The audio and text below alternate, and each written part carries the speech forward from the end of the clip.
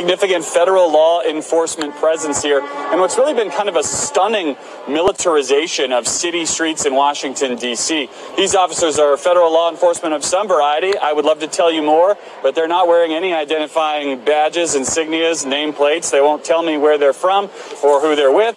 When other countries do this in other overseas invasions that they don't want to call invasions, we call these little green men. People who are in military or paramilitary garb and serving that sort of function, but nobody owns them. Nobody says who they are. Nobody admits who they are. As protests against the killing of George Floyd have continued for another day, for a 7th straight day in D.C., it's not just D.C. National Guard that's been patrolling the streets and D.C. cops. It's not even just the National Guard troops from 10 other states that aren't D.C. that the White House flew in. There's also this strange other force on the streets. Law enforcement officers, maybe, at least it seems like they're law enforcement officers, wearing no identifying insignia for any law enforcement agency, no name badges.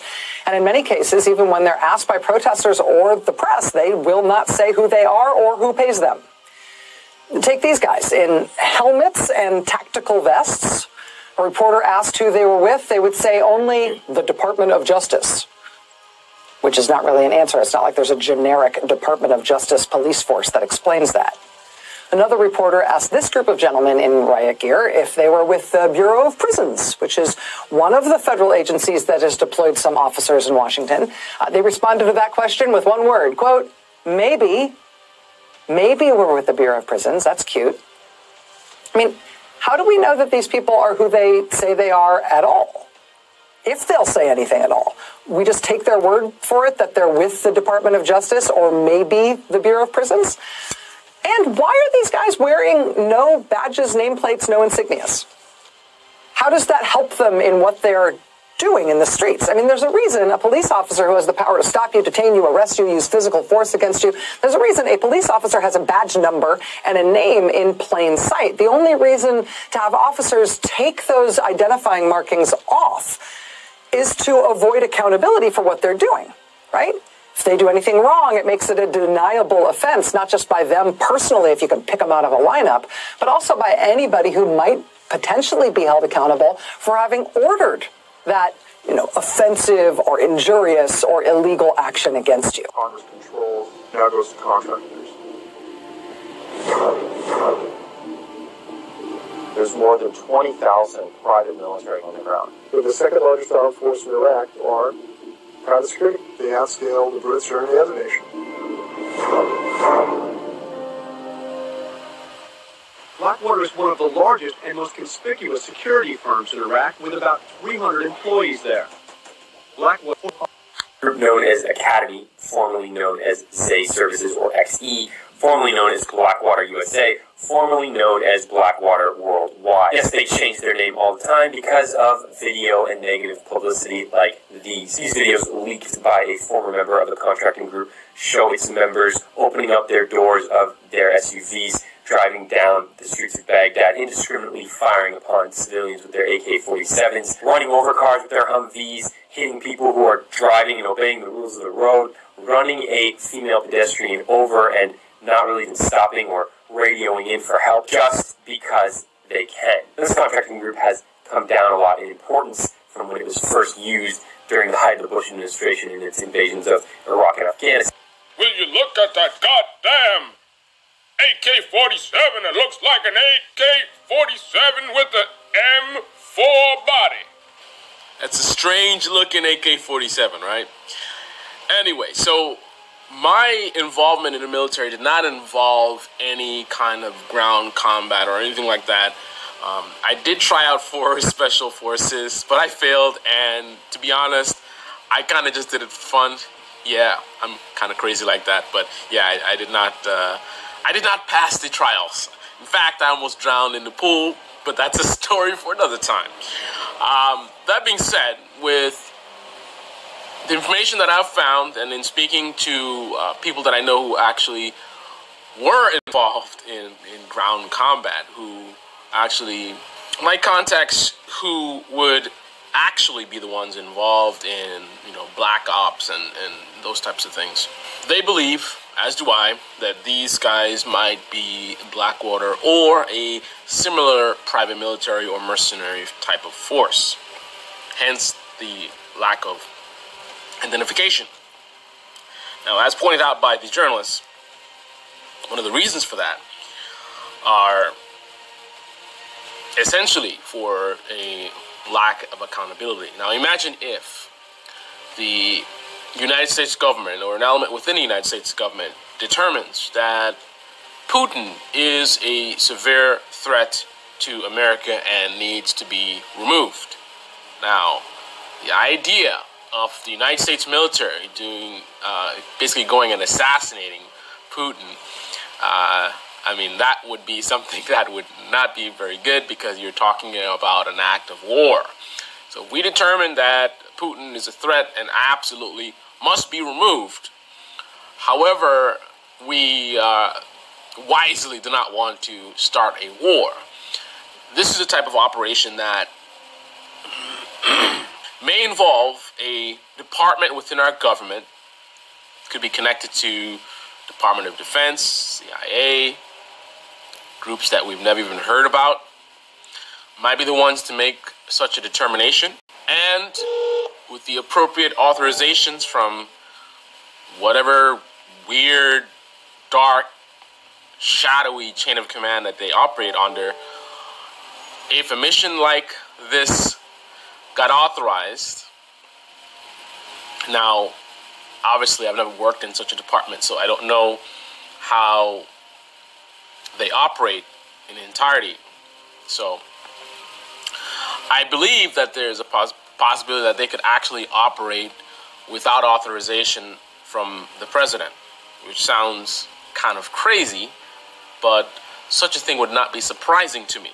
Now, again, I can't know, no one can know unless you are actually one of these people, exactly how they operate and what the rules of engagement are, you know, how do you get authorized to do your mission. But the idea of having a group like this, having the sort of ability to authorize a mission without the involvement of the President of the United States, without any official government record indicating what the mission is, right? So there's no record, you do an investigation, and I mean, the money is sort of generically allocated. So when you look at the, because they need money, right? So you look at the money and it's kind of a generic designation. It doesn't really give you clarity in terms of what the money is being used for. And the mission itself, basically a lot of smoke. So such a mission would be most likely carried out by groups like Blackwater. And the idea would be they're highly trained and have the ability to insert themselves covertly into Russia, take out Putin, and if they get caught, there ideally would be no way to identify them with the United States government. You kill them, you look at their uniforms, check their pockets, you find no connection whatsoever to the United States government. You can look at them and make assumptions and make accusations, but you would lack any evidence to sort of prove that the United States government was involved. In fact, groups like this would probably have a very, very serious cover, so leaving a trail of breadcrumbs so that if you do capture them, if you try to dig into who these people are and where they came from, you might actually find some information in terms of who they are and where they came from. Problem is, what you're looking at might be entirely manufactured. So they could have a cover where it makes you think that they are another group, maybe a terrorist group or who knows what. But the bottom line is having the trail lead you far away from the United States government. So with that being said, why would you need that kind of autonomy at the White House? Why would you need to not be able to be identified in terms of who you work for? Right? Imagine something goes down. A protester does something, supposedly, and they open fire in a crowd. 10 people killed. Then there's an investigation. what happened, who fired. Video shows these guys with no uniforms, with no identification on their uniforms, rather. Then it's like the House is like, hey, what's going on? Donald Trump, explain yourself. Attorney General Barr has some story about they're looking into who did this, right? Because they didn't have any uniform. They had no identification on the uniform. If they had identification on the uniform, it's nothing to look into. It's like, okay, we saw it was Secret Service guys. So you go to the Secret Service and say, what happened? When you don't know who they represent, right, then you get a situation where it's like, we're looking into it. There's tons of troops, National Guard. You can't possibly know everybody, especially if they don't have an identification on uniform. So who are they? We don't know. We're looking into it. Attorney General Barr says he is looking into the incident with the unidentified military that involved shooting civilians. And then when they come up with some story, I mean, they could say, basically come up with some bogus story about they had nothing to do with these guys. They don't know how they even got there. They don't see any record of these guys being authorized to be there. There's no instructions for them to be there. And we're also investigating how they were able to be on the streets around other law enforcement without anyone sort of calling them out, like, who are you guys, whatever, and verifying their authorization. So we're investigating this breakdown of security protocols and blah, blah, blah, blah. But ultimately, they escape blame, right? The only blame they get is, you know, hey, we basically slipped up and allowed some rogue unit to come here, and now people are dead, which is really bad in itself, but not as bad as if we're the ones who sent them there, right? So that's the kind of stuff I think about. And then also, people talk about, I don't know, Donald Trump is so insane that people refuse to accept him for what it is. Like when I point out, I've been pointing out for years how dangerous Donald Trump is. Right? People say like they thought he was bad, and then they find out he's worse than they thought.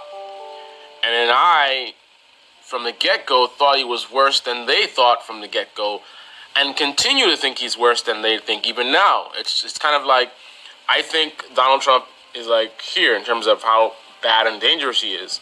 And people in the beginning, they're thinking here, he's just kind of a little wacky guy. He says inappropriate things. You know, he says what's on his mind, you know. He's a little different type of guy. And then they see him do stuff and like, oh man, wow, I'm shocked, right? Remember, from the beginning, I'm like, Trump is here. And then he does something else, and they're like, oh man, wow, I would never have thought he would have done that. Oh, shocking. So people are getting closer to realizing what he really is, but he's always been this. Like, this guy, I know people don't like to do the comparisons of Hitler, but first of all, Hitler, people just remember the end of the story, right? Hitler started somewhere, right? Do some research into Hitler's rise to power and try really hard to disconnect from the violence, because that's the thing that I think people are disconnected with. They look at Hitler, he slaughtered all those people, and like, how could you compare Trump? He's just, I mean, yeah, he doesn't have integrity and blah, blah, blah, and he's kind of crazy, but Hitler, remove the violence. Look at what Hitler did in terms of attacking the press, in terms of attacking the political parties, in terms of the consumption of power, consolidation of power, where basically he basically removed all of these elements and became the power, became the press. He had his own Fox News, more overt than Fox News, right? They were officially state news, but he had his own Fox News, right? Shut down the press, have your own press. Same as Trump, right? He went after the political parties, shut them down, right? The Dems, the evil Dems, the radical Dems. You don't think Donald Trump wants the Democratic Party to be vanquished, get them out of his way, right? Still firing of all these inspector generals. You don't think that he would love to fire the Dems? He actually recently talked about, well, I was the press. He wanted to put the press in a rocket ship, shoot them out into space. That being said, the idea that people have been throwing around about the idea of Donald Trump not leaving the White House peacefully if he loses in November is a very real threat and consideration. And this is kind of the way that it might happen. And it might not be entirely his doing as well. Other elements within the government who might want to do certain unspeakable things might leverage the fact that we have this crazy lunatic Donald Trump who might go along with things. If the end result is him in power, right? Maybe he can just claim, I didn't know what they were doing. I didn't know, when he knows. So either through his direction or through other elements in the government taking advantage of him, the idea of him not leaving peacefully, I think, is a very realistic consideration. And there's really no limits to what Donald Trump will do. So, to do something like that, obviously, ultra top secret, covert, block op type situation. So, private military, just like these guys with no identification on their uniforms, right? Putting them in place, right? And then you've got to come up with some kind of narrative which supports what you're about to do. You know, this country's under attack. We have evidence that the Democrats cheated in the election.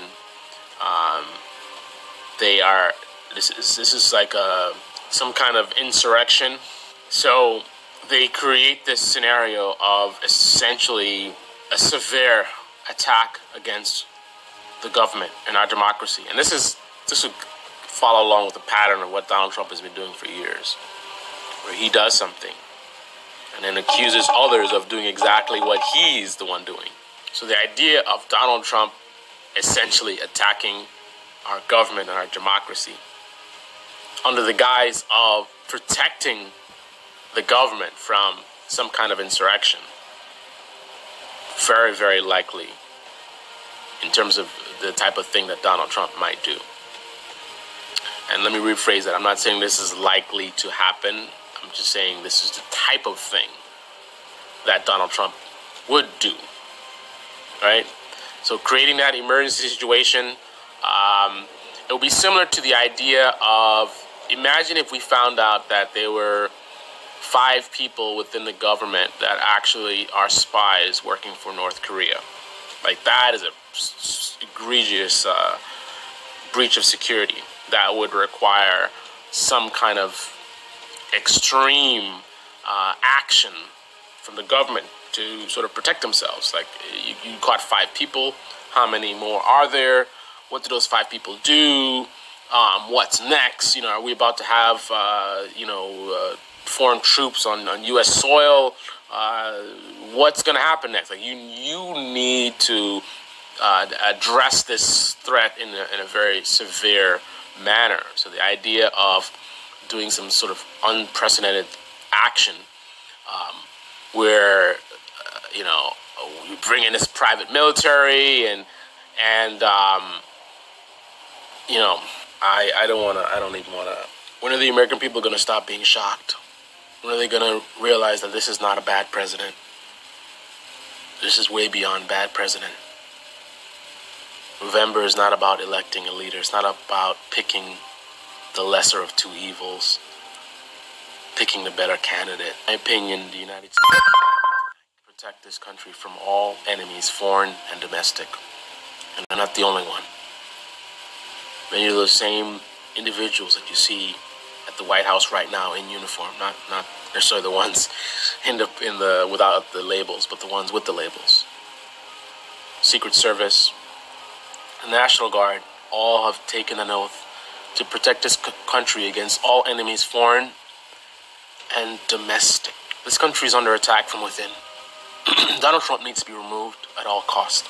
We can have an election next time. Now, I'm not saying, I don't mean literally not having an election. I mean, the purpose of the election that we're going to have is not to elect a leader in terms of we're picking, like, okay, which one? I like his policies. No. Don't even worry about policies right now. We need Donald Trump to be removed. We have a criminal psychopath, our president, who is destroying this country, in grave danger as long as he's in power. He must be. I'm no fan of Biden, trust me. Right now, we don't have time to be worrying about Biden policies and whatever. I mean, don't get me wrong. Yes, for those who are pushing Biden for better policies, go ahead and do that. That's fine. But the big picture, no election. This guy's got to be removed. This is Debate Me channel. Click on the like button, subscribe, comment below. Let me know what your thoughts are.